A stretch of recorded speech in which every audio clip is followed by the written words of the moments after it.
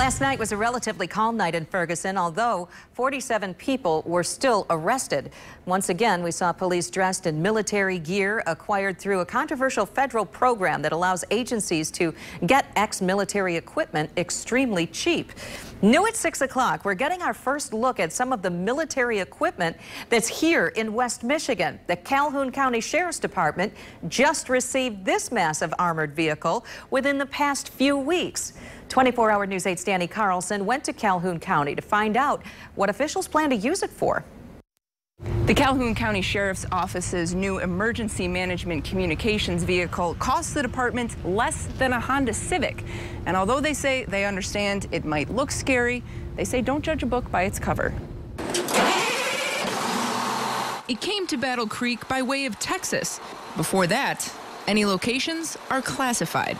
That was the color of it, and it looked really goofy, to be honest with you. It looked real strange. There's no hiding, it's massive and ex-military. Some people are going to see this and say, that's scary. Yes, yeah, it can be very intimidating on that first visual, and my strong advice and inclination for the folks watching is don't judge a book by its cover. The Calhoun County Sheriff's Office says if you look beyond that cover, there is a need for a secondary response vehicle for disasters. They couldn't buy anything new. This has a bit of rust and a couple of years on it, but will replace an old ambulance with more than 300,000 miles on it. We're told it's for communications and coordination in a disaster, like the severe storms that devastated the county in 2011.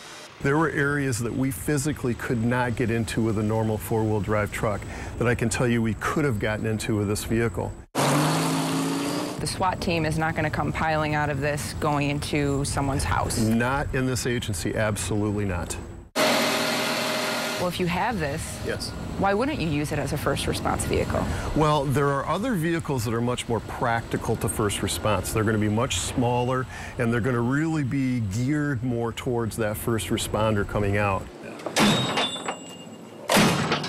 The Sheriff's Office is planning on only using this vehicle a couple of times a year and say they hope that it will last for several years to come without any major repairs. In Battle Creek, Danny Carlson, 24-hour News 8.